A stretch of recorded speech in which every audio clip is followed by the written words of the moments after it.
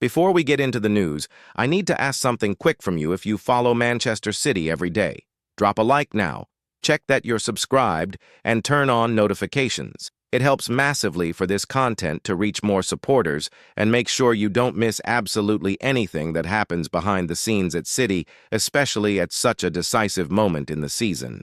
Now, let's get to what really matters, because the latest developments at Manchester City have landed hard, and it's no exaggeration to say this week could mark an important turning point in the club's defensive planning. Over the last few hours, the information has gained real momentum that Marc Guehi is, yes, willing to consider a move to Manchester City. Talks are continuing behind the scenes, and the feeling is that this is a genuine negotiation, not just a distant inquiry. It comes at a delicate time for Pep Guardiola, who finds himself dealing with a defensive puzzle that nobody at the club expected to face with such intensity right now. Everything started to spiral after that 1-1 draw against Chelsea, a match that, at first glance, looked like just another routine slip in a long season, but it ended up leaving serious damage behind. Ruben Dias and Joško Gvardiol both went off injured in the same game, and losing two top-level defenders at once exposed a problem that had been slightly hidden. City suddenly became dangerously short at the back. When you lose two pillars of the system on the same day, no planning can fully absorb it. Pep was left with extremely limited options and was forced to speed up decisions that may have been meant only for the European summer. The club's reaction was quick, but it also showed just how tight things have become. One of the first moves was the return of Max Alleyne, who had been out on loan at Watford. Young, only 20, developed through the academy, he came straight back into the fire. He wasn't treated as a distant prospect, but as an immediate solution. He started important matches, got minutes against Brighton and Exeter City, and, within reason, responded well. But let's be honest. No matter how much talent there is, it's unfair and risky to put the weight of an entire season on a lad who's still taking his first steps in elite football, and that is exactly where City's concern sits. The club are still alive in 4 different competitions. The Premier League title race is open with Arsenal right on their heels. Every point is gold. Every defensive mistake is costly. If the goal is to lift a 5th league title in 6 seasons, you cannot go through decisive months with a patched-up defense. The physical problems aren't limited to 1 or 2 names. Nathan Ake has been dealing with muscular issues for more than a year, which prevents any guarantee of a long, uninterrupted run. Gvardiol, in an even more delicate situation, could be out for as long as 5 months. Ruben Dias still needs weeks to return safely. John Stones remains sidelined, and, internally, the feeling is growing that his long-term future at the club is increasingly uncertain. It hasn't been announced, but the sense is there. With that scenario, City realized they had to act. There was no longer time to wait, and it was in this context that Marc Guehi's name truly gained traction. The Crystal Palace captain looks like a solution that makes sense both in the short term and the long term. Physically strong, Premier League proven, a natural leader with a mature reading of the game, Guehi fits the profile Pep tends to value. And there's also a strategic factor that weighs heavily in these talks. His contract runs out at the end of the season. That changes everything. Clubs like Liverpool and Arsenal are alert and ready to enter the race if he chooses to see out his deal and leave for free in the summer. Palace know it. City know it. And that is exactly why the Manchester club are trying to accelerate things now, convincing all parties that January is the right moment to get it done. The conversations have already started, and behind the scenes, the information is that City are willing to match any truly strong proposal. Crystal Palace value Guehi at above $35 million, close to what was almost agreed with Liverpool last summer. It isn't a small fee, but for City it could be the price of keeping the season alive. There is also the sporting side, which matters a lot for the player. The chance to fight for trophies, play in the Champions League, work with Pep Guardiola, and be part of a squad used to winning is difficult to ignore. That kind of argument has worked with other players recently, and City are betting it can work again. From a supporter's point of view, the question is direct and doesn't need mystery.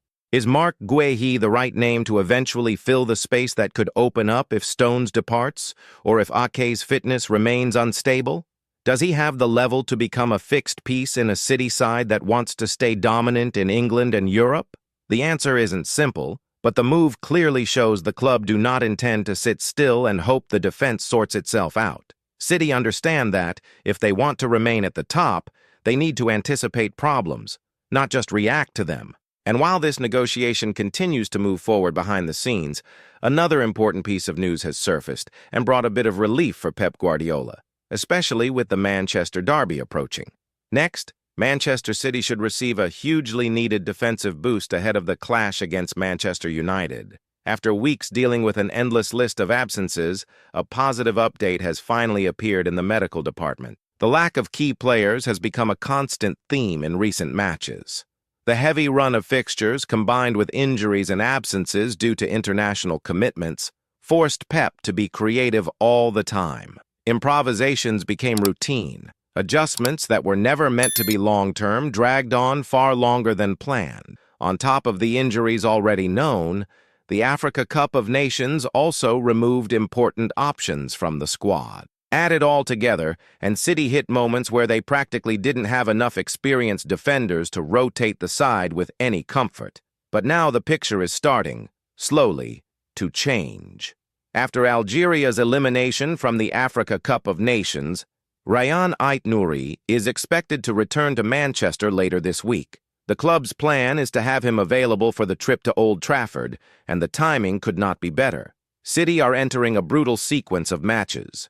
A League Cup semi-final away at Newcastle, then the derby against United, and straight after that, a complicated Champions League trip to face Bodo Glimt in extremely difficult weather conditions.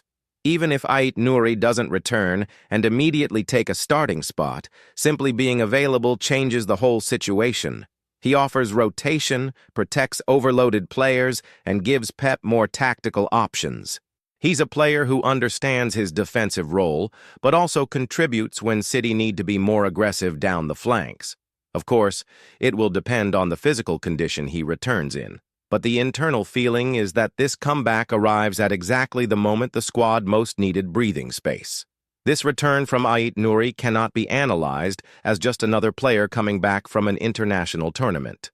In the current context at Manchester City, it represents something much bigger: stamina, room for maneuver, and, above all, time. Time for Pep to reorganize the defense without having to force players who are not yet 100% fit. When a squad enters survival mode, every small piece recovered changes the landscape completely. Until recently, Pep was forced to choose between taking physical risks or compromising collective performance.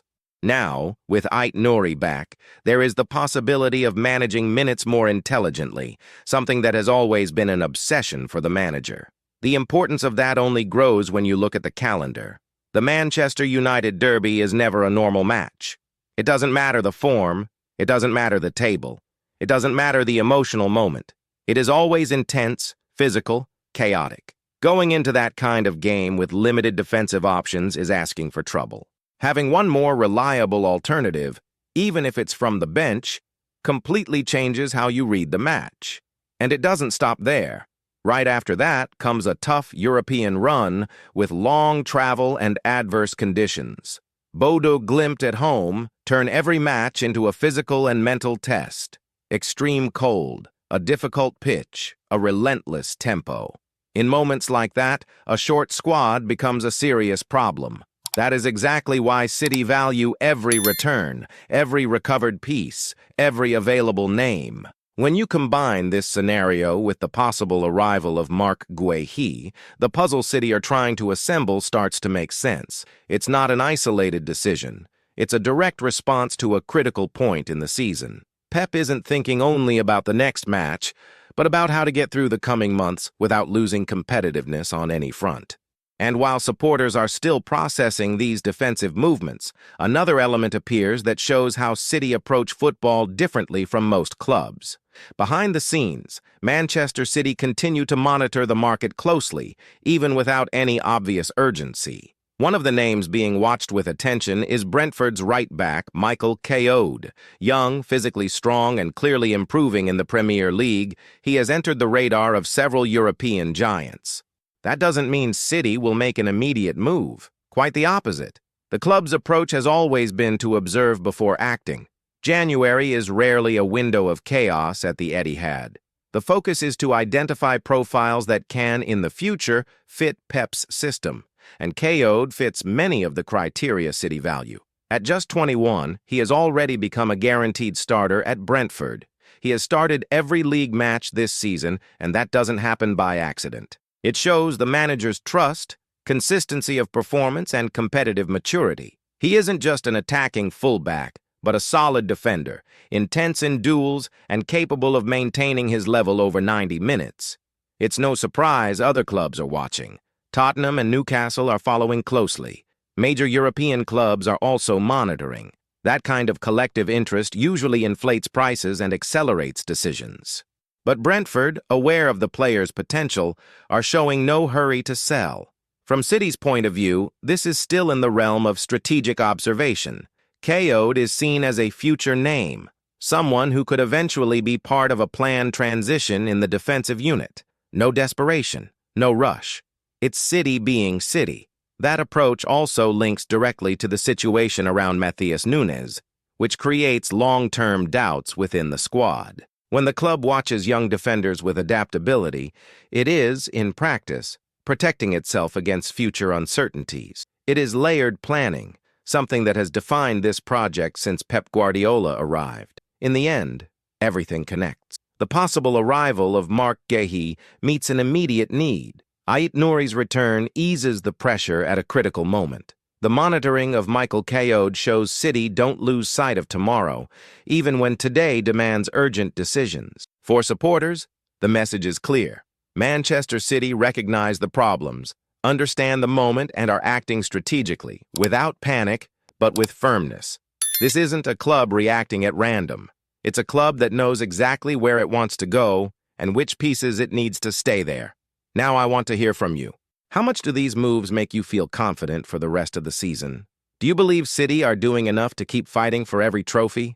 If this helped you understand Manchester City's moment more clearly, drop a like now and check that you're subscribed. Turn on notifications so you don't miss any updates, because the next few days are shaping up for big decisions and news with direct impact on the club's future.